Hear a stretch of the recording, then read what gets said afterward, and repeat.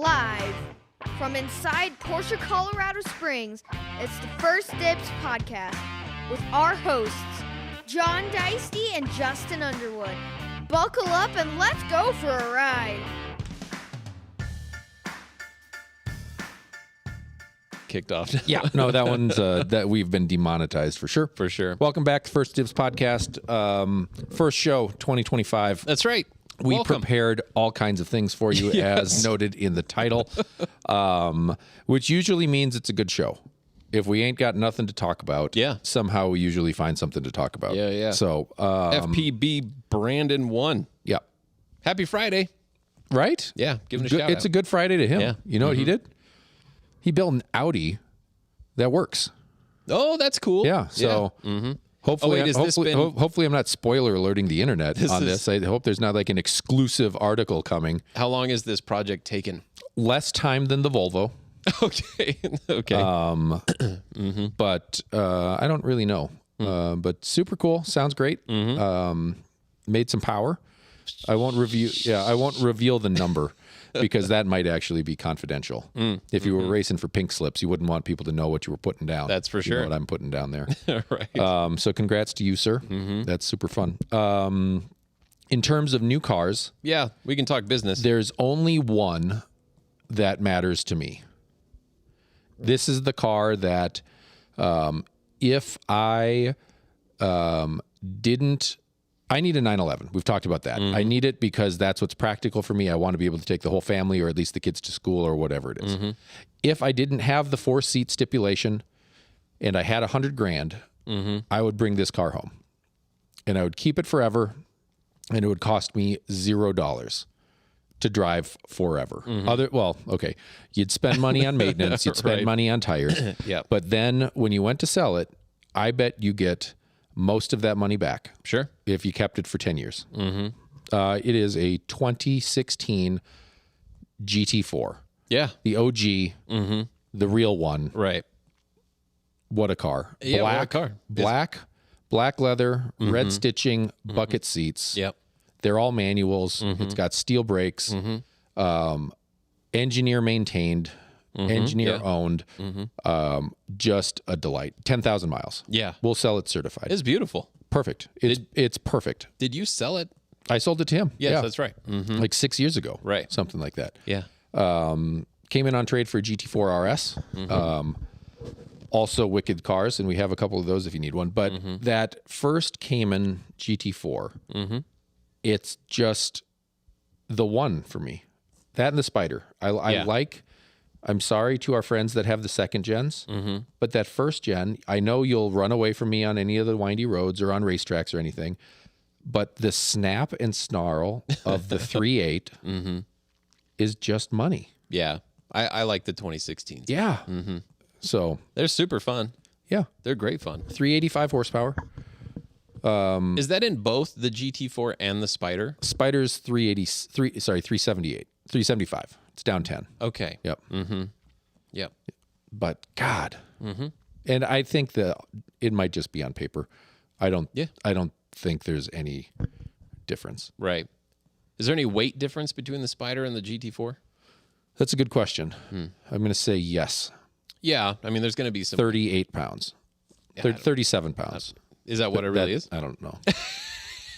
You got to ask me these questions before. Like, remember before when we had like this conversation about what are we going to talk about? That's right. We could talk about what we're going to talk about the weight differences on GT4 and a Spider, and then I could come to you with knowledge bombs like, yeah, well, actually, it's the GT3 front suspension in the 2016 GT4s. It actually weighs a little bit more than the Boxster GTS suspension in the Spider. Right. So that actually offsets the weight penalty to the dropping off the roof. That's pretty good. I could drop those truth bombs on you, and they'd be true, not just made up. Happy Friday, Jason. Yeah, congrats on your first show, buddy. That's right. Fun to have some people back to listen to and watch. Speaking of suspension craziness, I went through Q1 training. Yes. Through our PPN, our Porsche system, right? Or I guess it's our Palms system. Yeah. And they've got this great section on Manti. Oh, nice.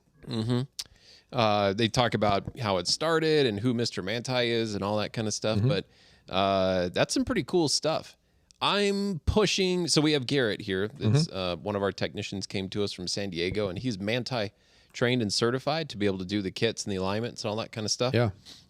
So I'm pushing to be a Manti dealer. I think that would be pretty cool at this point, since we wouldn't necessarily have to send anybody to training at this point. Yeah. And I mean, we've got the guys here that would know how to do it anyway, but in order to even be able to get all this stuff, you have to get the guys through the training.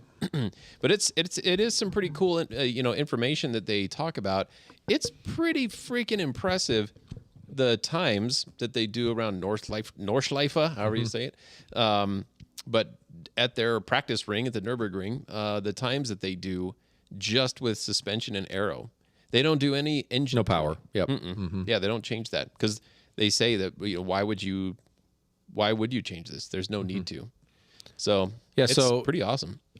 To me, it reminds me a lot of kind of AMG before they got absorbed into Mercedes, in that they focus on a specific product. They're doing factory level stuff, but they're removed enough from the company where they can kind of go out and do different things, right? They don't have to comply with noise regulations or who knows what it is. Right. But I think that'd be a fun thing to be a part of. I like the big shark fin you can get on the GT3 RS. That's pretty wild. Yeah. They eliminate the back window. Yeah. Right. It's heavy. Well, why are you looking behind you? Right? Who's going to pass you? See who's behind me. Yeah, see exactly. Yeah, exactly. I need to. And back to business real quick. Just came in today was a Jeep Wrangler Rubicon. Ultimate. What are they? The 4 doors? Yeah, the 4-door. Unlimited? There it is. Yeah. Yeah. It's white. That's it's white and it looks like really new. That's kind of what I can tell you. Yeah. Good choice. It would be a delightful car to drive around Hawaii in. Oh my gosh. Yeah. And Colorado. It would be a great car for Colorado. Yeah, just keep the dirt off our highways. Right. Yeah, no doubt. But if we do offer windshield protection, so for everyone else, yeah, for everybody. Maybe you should have to buy it for everyone else if you drive a Jeep. That's probably a good plan. Right. Yeah. But things are great. Things are busy. So we closed out the year pretty strong, and it felt like we've started off the year pretty strong. Congratulations to you, Mr. Deisty. You sold our pre-owned GT3 RS this evening. How fun is that? To a very cool, very fun repeat customer. Good dude. Yeah, absolutely. No, that was exciting. They also have a 2015 Cup car. What? So they're going to take them both to the track. Oh, down in Pueblo next week. No way. So I told them, well, I want driving impressions back. Yeah. I want to know what. Let's go watch. Okay. I don't know how exciting that would be, but yeah. Well, I'd be curious to know, like, my prediction would be that the RS is much more approachable, and you can get closer to the limit faster in that car than you could in the Cup car. And then I think ultimately, the Cup car is going to be faster, because even though it's a decade older, it's still a race car. And it's probably a few 100 pounds lighter. Oh, and it's probably got big old sticky race rubber on it. And it's purpose built for that. Yeah. So, well, and so some of the videos I'm seeing too, that the GT3 RS is much faster in corners, right, than pretty much anything else out there because of all the aero. Sure. It's got cheater aero. Yeah. So, yeah, that will be interesting. I mean, how much time does he have in the Cup car? I don't think much. Yeah, I think that's a new acquisition for them. Okay. But yeah, I think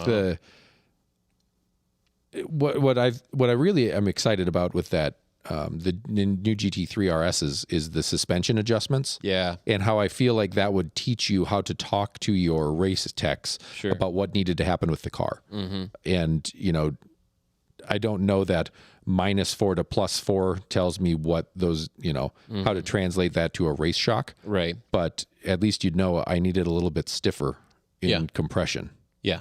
Right. Or, the car's doing something funny here. Well, it's because the the rebound on the rear is too high. Right. It's bouncing me out on this corner, so I need to dial that back. Right. How cool would it be to be able to talk that language? That's pretty insane. I think that's pretty cool. Yeah, I mean, if you're that comfortable around the track, you're changing it on the fly anyway. Yeah. Said I could use more here, but less here. That's pretty wild. I don't think you have enough hands for that. Realistically, I'm sure there's somebody that does. And so we're referring to in the new GT3 RS is that you've got 4 different dials, right, on your steering wheel that all change. So you've got your sports chrono dial. Yep, that does normal, sport, and track mode. And then from there, you've got traction control. Yep. You've got traction control. What is it? PSM? No, what are the buttons that you're clicking? You have differentials. Differential. Right. So how much does suspension. It lock up on coasting and on acceleration? Right. And then you've got, and then suspension buttons. Which is nuts. I mean, adjusting the variability. And you have to be in track mode in order to change any of those settings, right? And then obviously the DRS function, the drag reduction system, the rear wing that moves. But that'll be awesome. And they're doing it next week? That's what it sounds like, next week in Pueblo. Very cool. Wow. I'm excited. I know. I don't know how we didn't get the invite. Probably because they know we don't have any track time. Like, you don't want me in your cup car. Right. Not yet. No. No. Actually, I think you do. I think I would pick up stuff pretty darn quick. Like Dirtfish made me cocky. Sure. Because I know I'm not a good driver, but I learned very quick. Sure. And I'm nowhere near as good as the people that are actually doing it, but I think my improvement was big. Yeah. That's good. You've been like kind of a bachelor here for the last few days. I know. We went out on New Year's Eve. Yeah. That was good. With Johnny D. With Johnny D. Yeah. That's my alter ego. No, it was a fun He's not time. very fun, is he? No, Johnny D is fun. He's a good time. He's loud. He's loud. Fun. Yeah, he's loud. He's loud and people don't. But we went out with purpose. Like we went and had a great dinner. The night could have ended there and I would have been fine. Yeah, that would have been okay. But that was awesome. That was a great scene. It was a good crowd. Had some good steaks. Yep. Some good food, and then we went to the doctors. Yeah, one of my clients retired as a doctor and was hanging out with some dudes, and they were talking about this bar that they were creating, and they needed an investor, and he decided, well, I could lose that much money. Right. And that's literally his words. He thought, well, I could lose that, and that'd be fine. And they came up with this really cool kind of bar concept. It's a speakeasy kind of thing. Yeah. Jungle themed, kind of like a little bit. Maybe not jungle themed, but jungle inspired colors like golds and greens and dark. Yeah. Great cocktails. Yeah. Super fun. Everything's fresh. Yeah, everything is fresh and good. And they had like that bitter soda that they had for your non-alcoholic drink. That's the first time I've seen that. I thought they used it really well. Yeah. That was fun. Yeah, so I didn't know anything about this place. Me neither. Before getting there. Yeah, no, me neither. And when we got there, I thought, what is it? So I didn't have any idea about the speakeasy side of it. I didn't know that because at first when we walk in, I like, what? Yeah. What is this? Yeah, it's basically a counter. Yeah, there's enough for 5 people, to stand in here. Like, what are we doing? And then, but anyway, the bartender at the greeting area, if you will. I mean, he was cool, and there was that other couple that was already there. Yep. And more people came in, and then obviously picked up pretty quickly that there's a we got there door. Just in time. We did.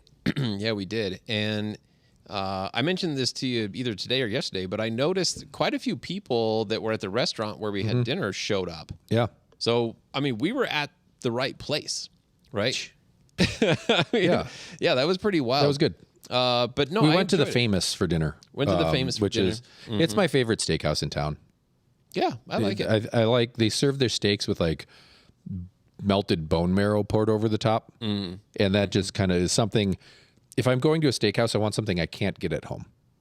Sure. And they have these like super broilers, and I think they dry age a lot of their stuff themselves, and they've got bone marrow juice. Yeah, those are things I don't have. Yeah, I don't have any of that. No. I don't have any service. So I don't, so going out is awesome. Mm-hmm. That's probably why I go out all the time. For the service? Yeah. Yeah. I enjoy the service. I like the not cleaning up. I enjoy that too. Mm-hmm. Mm-hmm. That's my favorite. So I hadn't gone out for New Year's Eve in a long time. Like a really long time. Why would we? And I completely forgot. People get like dressed up. Yeah. Right, for this. And there's definitely a lot to look at, right, when you're out and about. Yeah. And here it snowed. It snowed. I couldn't have picked a better evening. It was I pretty don't nuts. think, for like the ambiance of everything. Yeah. It worked out really well. It got so cold we didn't really want to bum around, but we still did. We did. We did a lot of walking. Yeah. Thank goodness. Which was perfect. We met up with some other friends. Yeah. Which was awesome. It was really good. It was a fun time to reconnect. I'm glad they were able to make it out, come join us. Yep. But anyway, so, and then the night ended pretty smoothly. Mm-hmm. I wound up, I got home before 2. That's good. Which is pretty awesome. Mm-hmm. And then my local watering hole was open New Year's Day for breakfast, which was pretty amazing. So I got up and went to breakfast. That's pretty good. Yeah. I got up and made myself a frozen deep dish pizza. So at 10:45 in the morning, it was done. And so, do you ever get deep dish pizzas from the freezer section at your grocery store? No. I usually don't either, because I always would get them and they'd end up being like taking 6 hours and still being frozen in the middle. Yes. Yeah. The one I just bought, they have you microwave it on high for 3 minutes first. Mm-hmm. So it's like thawed, basically, and then it's only 15 minutes in the oven. What? And it was done and it worked and it was delicious. What brand is this magical? I'll find out. Pizza? I'll bring you one. It's not Stouffer's? No, it's not Stouffer's. Do you remember Red Baron? Yeah. French bread pizza?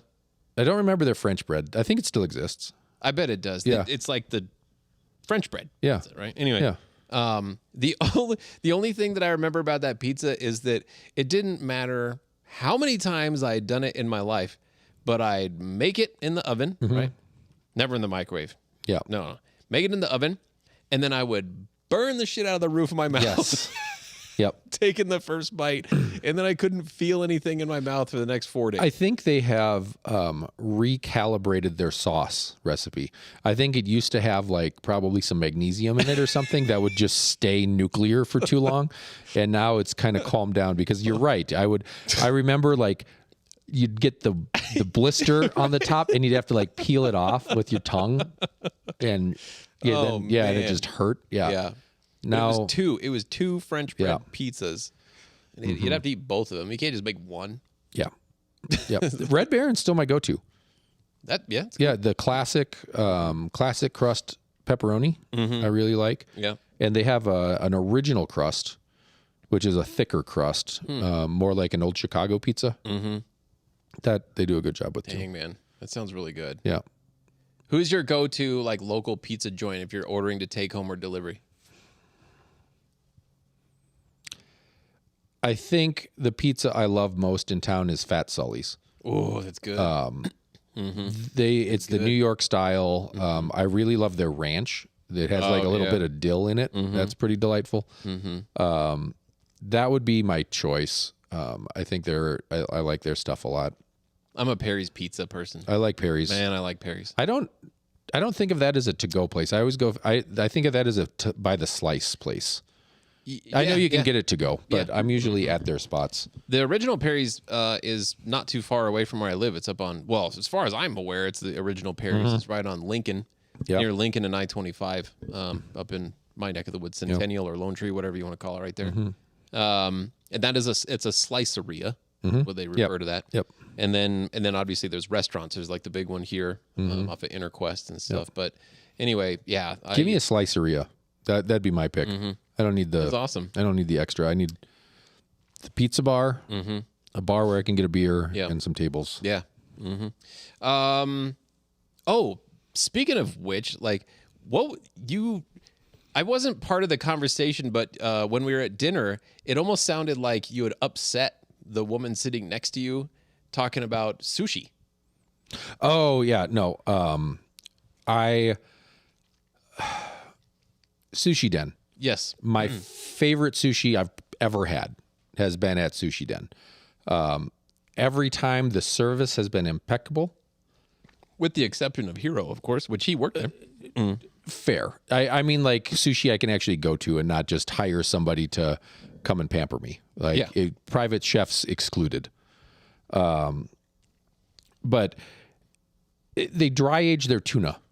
I didn't know that was a thing you could do. Like, oh, right. I've learned that, you can dry age fish, but it's just totally different. So, aventurine is not a Tycon color. Right. Sorry. Maybe paint a sample. Mamba. Yeah. You could get Mamba green. It was a highly metallic green. Sorry for people listening. I'm not that ADHD, but we just had a question come in. And I was asking, is aventurine a Tycon color? Oak Green Neo is the new. That's right. New one. That's really sharp. If you want something close to aventurine, Volcano Gray is probably the closest you're going to get on a Tycon. Maybe they make a slightly green clear mask, a tinted clear mask. Did we just make $1 billion? Holy shit. Right? Oh, totally. Just tinted a little bit. Yeah. In a bunch of different shades. So the undercolor paint shows through and it's just a little different. Right. God, why did I have to do that live on the air? Royalties, first dibs here. Right, first dibs. First dibs, patent pending, TM, copyright, John Dicey, Porsche, Colorado Springs. What the hell? That's brilliant. That's brilliant. It's pretty good. Yeah. All right, stop talking about it. Yeah. We know the people. Somebody make that happen. Sushi. Right. Great sushi, great service. Perfect every time. And this time it just was, the food was still great, but the service was just, it felt like that's what it was. Somebody was trying to take advantage of us. Yeah. And I don't want to get into it. Yeah. But it makes me not want to really go back, which is disappointing. I'm sure I'll get over it.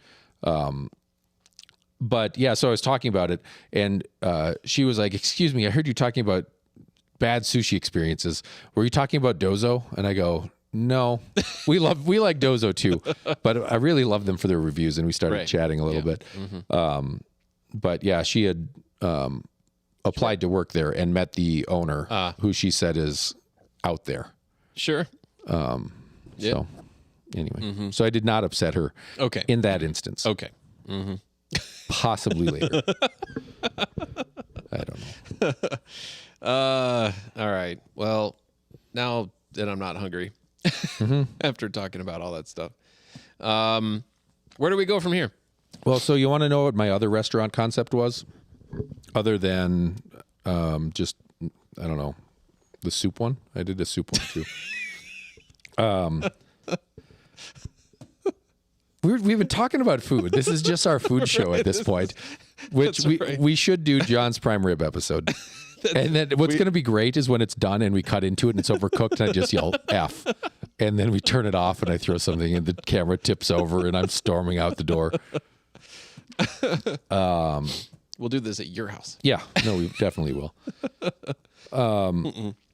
So I've talked about stone soup on the show before, I think. Have I really? Or are you just nodding? I'm just nodding. Okay. We're in a relationship. Yeah. So my first career, I was a bartender. I did it for over a decade. I loved it. I was pretty good at it. I had fun with it. It paid my bills.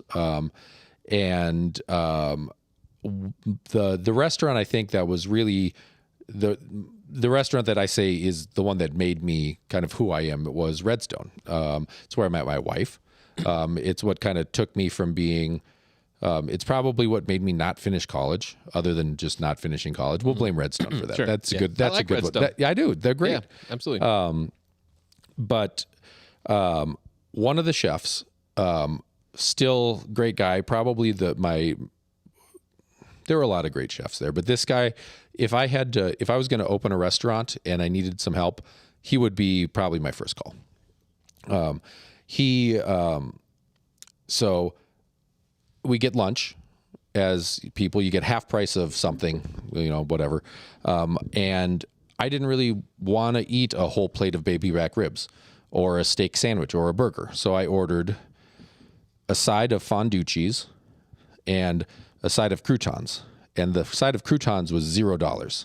Nice. And I didn't do it because it was free. Right. I did it because I didn't want the jerk chicken and the grapes and the asparagus. Yeah. I just wanted cheese and bread. That's it. Like, Right. and he came flying out of the kitchen and started bitching at me about his food cost because I'm eating these like 8 sourdough bread croutons for free, and it's going to throw his food cost off the hook. And this is the problem with people. They just want to eat something free. Right. And I don't know what else had happened. Like, he probably had just gotten reamed by the owner of the restaurant about his food cost. And now now John's eating free food. Blah, blah, blah, blah. Right. Isn't it good enough that you get half price food? Oh, Yeah. Okay.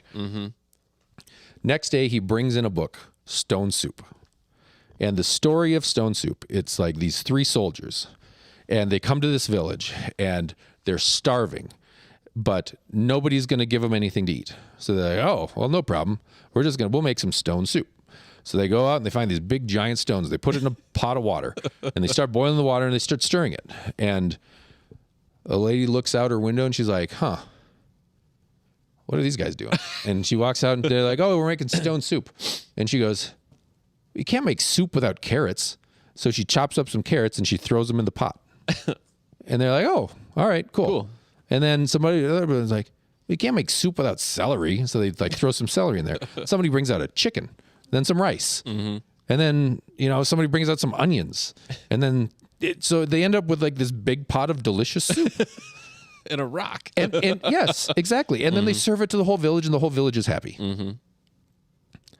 And the chef was like, fuck those assholes. They got free shit. And I'm looking at this book like, this is a beautiful story of a village coming together to feed each other. And how are our worldviews so different, sir? So now what I wanted to do is open a restaurant called Stone Soup. Partly in like reverence to Redstone, the restaurant I worked at, because stone is in both names, right? Yeah, right. And I would make soup. And I would serve it the second day because soup is always better the second day. The vent hoods, when you're boiling soup, it's making this great smell. Yeah. I would take that and I would pump it out the front of the store. Yeah. So there was just this like smell of delicious chicken noodle soup smelling up the whole place. Right. Yep. And then I would sell the 2-day-old soup. 3-day-old soup would go in a cooler where it would be discounted. If you wanted just to take it home, you could get it at a discounted rate because it was an extra day old. Yep. And if you brought in a can of soup or a can of something to donate, you would get a discount. Wow. Because we're about feeding the village. Right. We're not about just, coming here for a free meal. Yeah. So. Trademark, copyright. That. Patent pending. That's my first restaurant. That's pretty cool. I think it'd be fun. That's awesome. Yeah. No, that sounds fantastic. I also want to make Chipotle sushi, where they're not rolling burritos, they're rolling sushi rolls for you. And you can walk down the line and say, yeah, I'd like the hamachi with jalapeno, little sour cream, and tempura flakes on the top. Right. And they would just zoop, and then you're out. That's cool. So like a sushi Korean barbecue place. Well, like Chipotle, like I said. But with sushi. That's right. It's Chipotle. It's not Korean barbecue. We're not cooking this table side for you. It's not table side sushi. It's Chipotle. I like it. I like those ideas. Those are great. We should probably put the not safe for kids on this title on the front. Yeah. Sorry for the F-bomb. Right. Oh, Children, I got my little mute button. I totally there you go. dropped the bomb. Children, sorry about that. Oh my gosh. Yeah. That was great. Thanks. So that's your most recent restaurant idea is the Chipotle sushi? Probably not. I don't know if it's most recent, but it's just something I think would be cool. Yeah. Because I like the idea of being able to customize the stuff a little bit for yourself. And I would love a fast casual sushi because, grocery store sushi can be okay, but you don't know how long it's been sitting in there and, how long does it turn? And if it's refrigerated for a long time, then the seaweed wrapper gets soft and I want that should be crunchy. So if you had one where it was literally being rolled to order for you, right. Then you could get that to go and bring it home and feel better about it. Yeah. So I like it. That's my thing. That's awesome. Because if you're going to do a restaurant, it has to be franchisable, or you have to be able to do multiple units. I think it's very hard to be successful at one store. Sure. To the level that I want to be successful. And to be so incredibly specialized in one area. Yep. No, I get it. Who knew this was a food show? Not me. Yeah. That's pretty good. That's really good. Is there...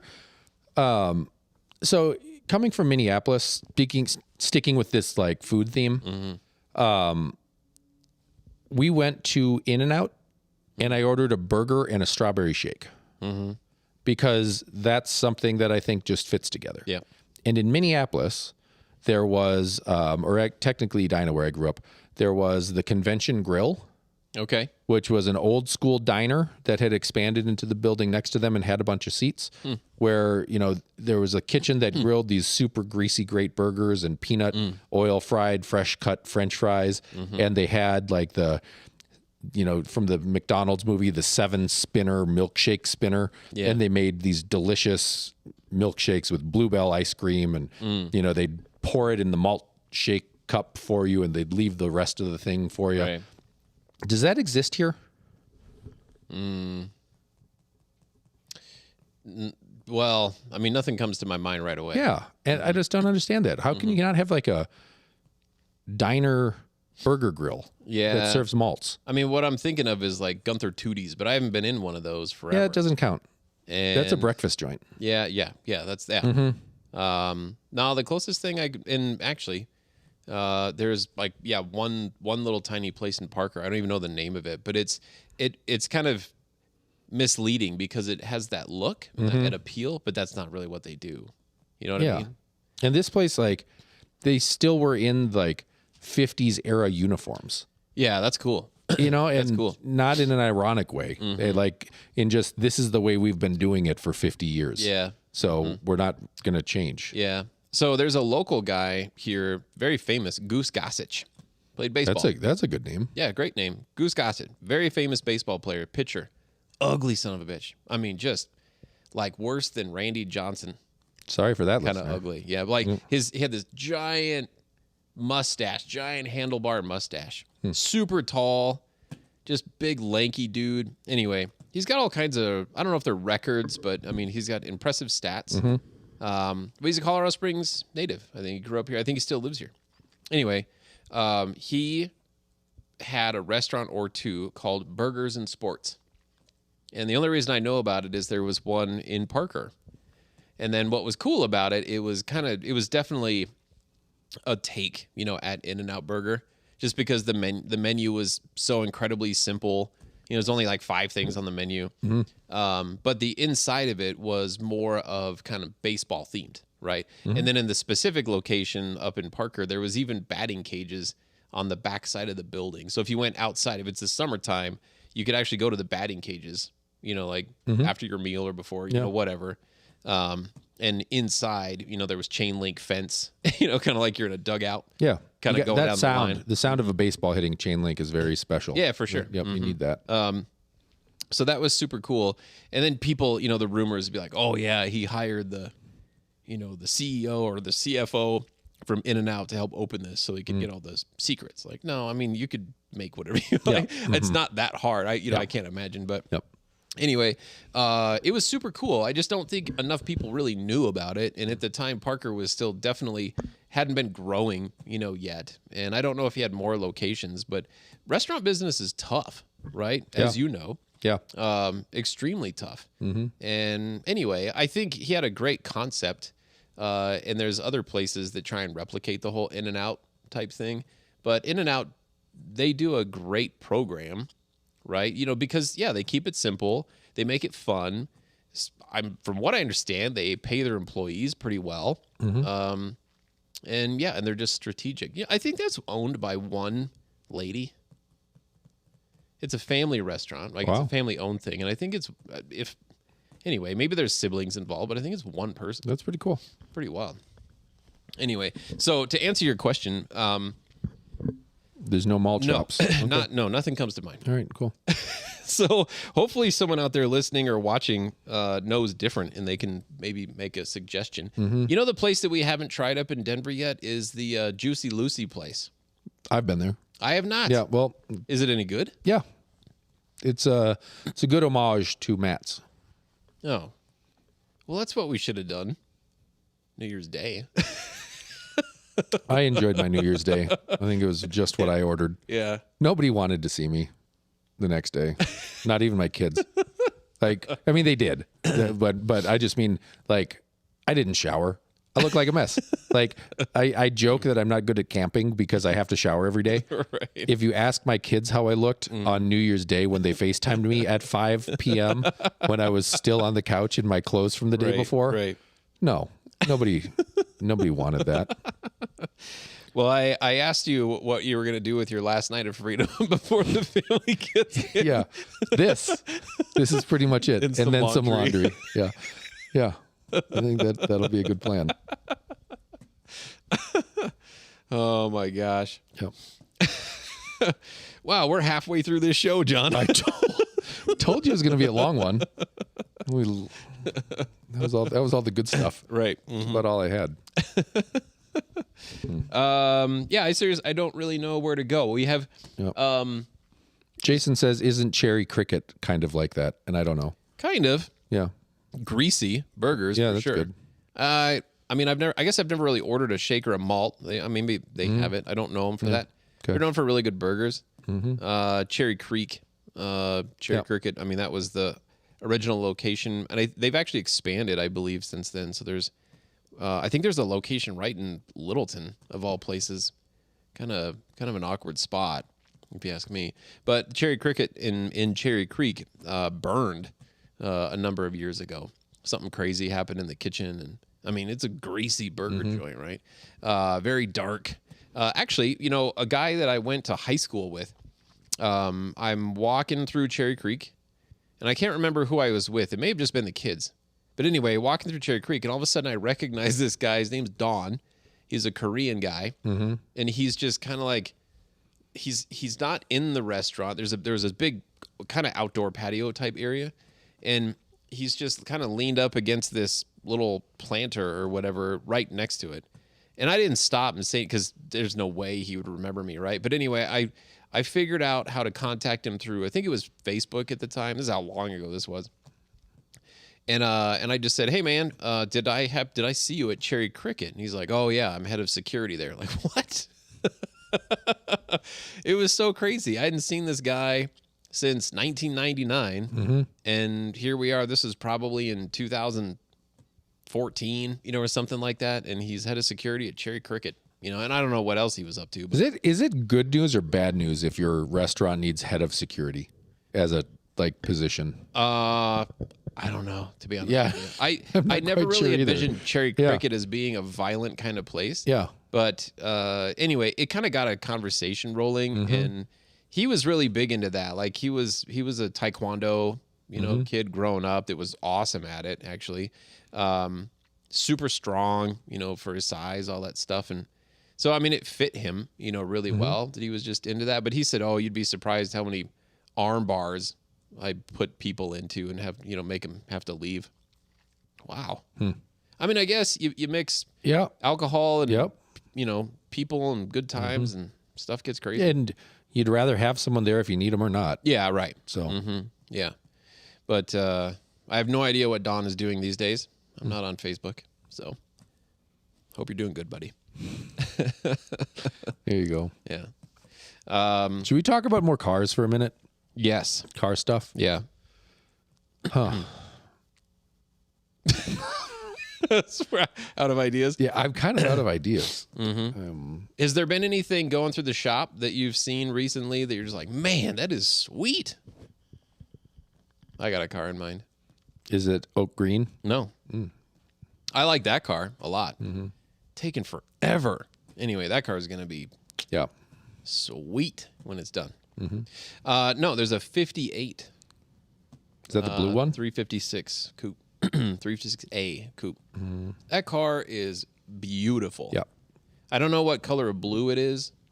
It's almost like a Gulf blue. Kind of. Close, yeah. Yeah. Beautiful car. I mean, do you think it's Meissen blue? Oh, maybe. That's an educated guess. Yeah, I have to look that up. But red interior, I think. Anyway, so I remember seeing that car sitting in the service drive. It's not a car for sale. It's a customer car that's here for service.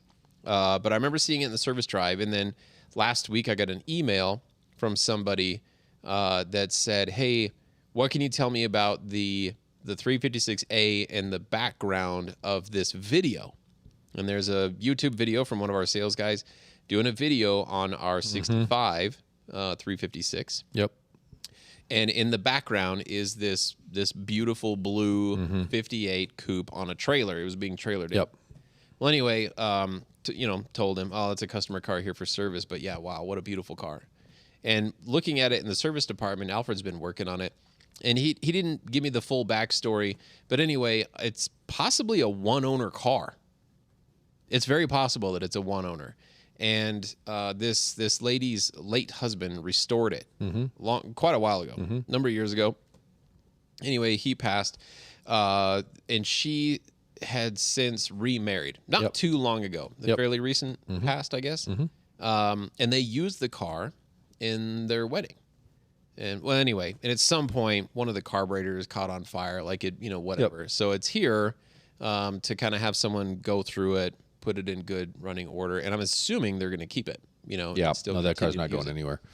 It is really cool. It's great color combo. Yeah, the interior is red, isn't it? I'm pretty sure. Yeah, that's what I remember seeing. And you just don't see cars like that come in for service very often. I mean, here we see them on occasion. Yep. Right, but I mean, most Porsche dealerships out there in the world, for that matter, don't see 356s like this coming for service, if any at all. So anyway, I really like that they took the time and they thought to call us and bring this car here. It's the first time I've seen it here. So it may be the first time it's ever been here. I would guess it is. It's really cool. But yeah, the oak green 930, that's really cool. I still need to figure out what color interior it has. Again, sorry people, this is a client's car that's here for service. But again, you don't see 930s in this color. That's got to be rare. Yep. Try and find that out. But that's a really fun car. Yeah. A reason why you service your car at service Porsche cars at Porsche dealerships. I went in the back shop where Jason and Garrett work here, and there was a Macan on the lift. It had some aftermarket wheels and tires on it. And I'm looking at and they're off the car. A couple of wheels are off the car. And I just happen to be walking around, and I glance down, and I see the inside of this wheel completely chewed up. And then I'm like, wow, what happened there? And I kind of walk around the car, and I see a brake caliper, like, pretty messed up. And Jason comes walking in the shop, and I'm like, holy crap, would a wheel fall off this thing? He's like, yeah. What? I know, and it looks so cool. It was great. Like slightly bigger, slightly oversized tires on these cool wheels, and with spacers. Yeah. And I think something didn't get spacers torqued correctly or... Well, yes. So I'm not of the things. I'm not going to name anybody or any store, but it's not a Porsche store, right? That put the wheels and tires on. But yeah, they installed, I don't remember the thickness of the spacers. They're like a 25 millimeter spacer. They're a pretty decent size spacer. Yep. And anyway, they used the original stock lugs. Yep. The bolts, like wheel bolts, right? To put the wheels on. 2 threads of each lug bolt is what was holding the wheel on. That's enough. 2. 2's good. Better than 1. I want to say there's like a rule of thumb. It takes 3 or 3.5 threads. Jason told me 5. 5 for sure to torque it down. That's what he said was 5 is what you want. And what I always thought was you wanted whatever the width of the bolt was You wanted that to have engaged. That's what I had heard. I don't take my mechanic advice or my medical advice or anything, but that was kind of the super crazy. How scary would that be? That'd be a bummer. You just got these cool new wheels, and then oh man. Yeah. And it doesn't just mess up the wheel and the brake caliper. There's other. Oh yeah, now you're like laying on your control arms. Oh man. And dude, I mean, not to scare anybody, this was on the highway. Yep. Is when this thing fell off. Yep. Right. That's crazy. So anyway, yeah, just one more reason, right? Just get your car serviced by the people that know what they're doing. So anyway, not to say that this person didn't know what they were doing, but anyway, accidents happen, mistakes happen. But wow. Anyway, it's getting fixed now. They'll be good. Okay, one more topic, then I'm going to hang up. All right. Jason had sent me a cool link to a 968 coupe. Okay. Guards red with red wheels. Oh, I saw that. Yeah. Current bid is $18,000 with 6 days to go. It's a coupe. It's a coupe. With the red wheels, it's almost like it looks like it looks like a club sport. Yeah, it looks like they're making a club sport. Yep. It's got the MO30 suspension. That's cool. Which is it a nice. Manual? It's a manual. Because you could get those in a Tiptronic. Yep. No, it's a manual. It looks like a really nice car. Underside cool. pictures look clean and stuff. Yeah. Those are cool. When I was looking at the convertible, you mentioned timing belt. Yeah. That's a must. Yep. What else do I have to do on that?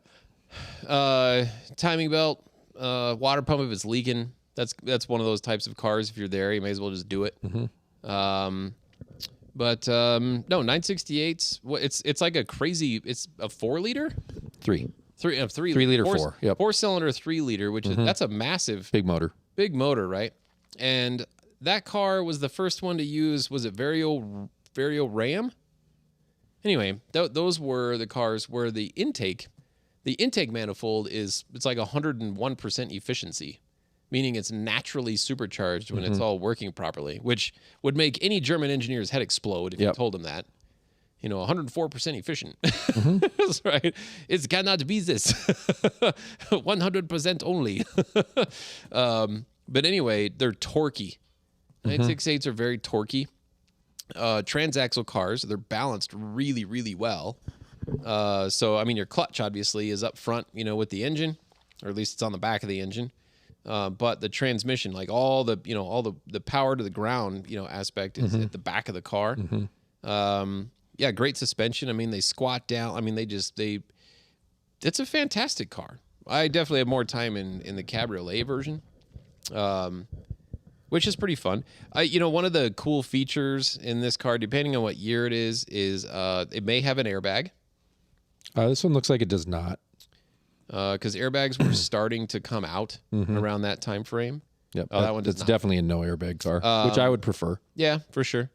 But if it was an airbag car, the way that you check codes for the airbag system and reset it is through the clock, like through the digital clock. It's just a 2-button digital clock right on the dash. And then in that car, the way to reset the trip meter, it's part of the AC vent that's closest to the right side of the instrument cluster.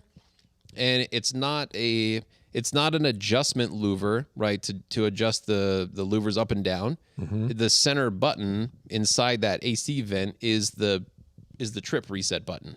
Oh, it's hidden in there. I see it.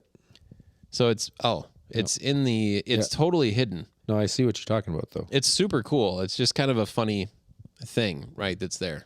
Doug Demure ain't got nothing on Justin. So that's a quirk and a feature right there. No, he's got a lot. He's got a lot more. He's got a lot of money. He's driving a Carrera GT. Yeah, that's true. Right? I'm driving a Ford Ranger. Yeah. That's true. No, 968s are really cool. Very fun cars. They've become more expensive. How much time is left on this car? All of it. Oh, like a full 6-7 days. Yeah. And it's at 18,000 right now. Yep. How many miles are on it? 70 some. Wow. And it's what year? 94.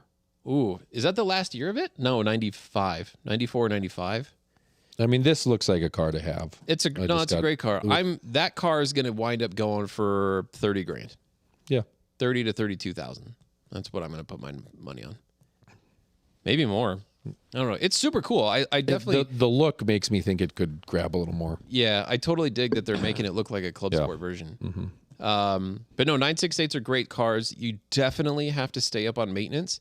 These aren't quite as bad as 928s when it comes to the maintenance, but they are kind of pricey. And I tell the same thing to everybody, right, that gets into these cars, more so 928s than 968s. People forget how expensive these cars were when they're new. And I really stand on that Porsche doesn't make a $10,000 car and charge you $20,000. No, they make a $19,000 car and charge you $25,000, right? I mean, like it's crazy the materials, the time, the engineering, right, that goes into this stuff. Parts, they're expensive, for this stuff. And parts are not just parts, like tires. We've talked about tires. We do trainings on tires, N-rated tires for Porsche. Mercedes has their own stuff, right? I mean, if you're putting non-N-rated tires on your Porsche, you're cutting yourself short a little bit. But it's not just things simple like the tires, right? Timing belts, all that stuff. Sure, maybe there's only 3 different manufacturers out on the planet, that make that kind of, stuff. However, there's different specifications. There's different engineering specifications why Porsche, will put their stamp on it and say that this is OEM material because it passes their requirements. You can send anything off to China, right? And say like, manufacture this and they will make something. What is it? Temu? Is that the company? Mm-hmm. Yeah. Send anything to Temu. They'll make it for you. Right now, does it work? Maybe, probably not. So just kind of bearing that in mind is that none of these cars should you be like budget conscious, right? I had a neighbor that lived behind me a number of years ago. He used to drive 928s, and he said that he would, it was his joke or whatever, he would play this game with himself as far as, he said at the beginning of the year, he would take stacks of cash and set it next to his 928, and then he would open the driver's door and then turn on a big fan. And whatever dollar bills went inside the car, he got to keep. And whatever didn't make it in the car, he had to spend on the car. You know how many dollar bills went inside the car? Yeah, none. Yeah, none. They're expensive to maintain, but man, are they worth it as long as you keep up on it. Yeah, don't crash. Who needs airbags? Drive better. I like. Jason thinks he needs to have a 968 one day. Love the styling. Love the NA 3-liter 4-banger. Got to be a stick. Yep. No, I agree. Mm-hmm. That one looks nice. This is probably the one to have. That's a really cool car. I love the headlights in 968s. Yeah, they're pretty. And they do fold up. Mm-hmm. They give you that little frog light. Yep. And actually, if I want to say, if you do the sequence right, is you can turn on the fog lights. So in order for the fog lights to come on, you have to have the headlights on. Mm-hmm. But then if you leave the fog lights activated and then turn the headlights to the parking position, the headlights fold back, the fog lights stay on. Ooh. So that way you get the whole slant nose type look with the headlights, and they're not on, obviously. Yep. But you do have some lights up front, and it kind of it's cool. Kind of works. It's kind of neat, yeah. Mm-hmm. I probably got that sequence wrong, but it's something like that. I know you can get the fogs to come on without the headlights being on. Down, down, up, up, left, BA, right. Select, start. Supposedly, if you do that with your Roku TV, something happens. Really? Yeah. Oh, that sounds cool. Mm-hmm. Yeah. I'll try it. That's the Konami code. Right. Yeah. The old Nintendo stuff. Mm-hmm. Yeah. Yep. No, that's great. I love talking about old cars like that you don't see very often. Yeah, that's a good one. Buy it, Jason. So for the people out there, the car that I am really kind of on the hunt for is a 928 GTS. Yeah. Mm-hmm. But it's got to be a nice one. Yeah. I've got What's that, $150,000 car now? It could be. I mean, depending, color, mileage. And it does have to be a 5-speed. Mm-hmm. But I've got my eye on For one. you? No. Okay. No, this is for the store for a client. But I haven't been able to make contact with him, but there was a car that I used to see for service, but never really actually. I don't know. I don't remember if I ever got to work on this one or not. But anyway, he's the original owner of a 928 GTS, and he relocated to Hawaii. Took the car with him, and there was one guy that worked on the car from day one, from when it was brand new, all the way, not until now, right? Because the guy so the technician that I worked with, this customer flew him to Hawaii to service the car. And obviously they turned that into a kind of a vacation. But yeah, essentially is kind of essentially one guy that worked on this car since new, which is pretty cool, right? And if I had to just take a guess, I bet this thing has no more than 30,000 miles on it today. And it would be in absolutely perfect condition. Yep. I'm really hoping he still has it. Really hoping so. Because, I mean, yeah, he'll sell it for more. I mean, it would have been a $110,000 car when it was brand new. Back in 1995. Yeah, so that's $250,000. That's crazy, right? So to get that all back and more, that's pretty incredible. And, oh, man, I mean, those cars, 350 horsepower, big V8. We used to joke around, you steer them with your right foot. Just let it hang out. And I mean, you can just play around with that car all day. Just big V8 torque, loads of power, multi-link suspension. The thing's just, unreal. That sounds cool. Super fun cars, really fun cars. And that's a reminder to people. The 928 was supposed to replace the 911. Yep. Could you imagine a world today where there was no 911s? I wonder if Porsche would still exist. Probably not. Yeah. I don't know. I don't either. It'd be different. Be like Nissan. Yeah. Geez, that's crazy. That's crazy to think about that almost happened. I mean, that was a real thing. But anyway, lots of good stories, come from all that stuff, which is pretty sweet. And what else? That was a great topic. Thanks, Jason. Thanks for bringing that up. That's it. We're done. I said when we're done with that, we're done. So. Oh, wow. Look at that. Yeah. Perfect timing. We about hit our time. It was almost a long one. It was long for everyone listening. It went quick for us. Well, hopefully you learned something, though. About anything. We talked about a lot. Restaurants. Sorry, we gave you some good business ideas. Yes, exactly. And we talked about 968s, which you don't hear about. Cool. All right. Anything else, John? That's it? No, we're done. All right, let's sign off. I got to go home and get my laundry done. That's right. I got lots of shirts to wash. All right. For the first successful ending of a show in 2025 and the First Dibs podcast from inside Porsche, Colorado Springs, I'm Justin. You're supposed to say he's John. And that's John.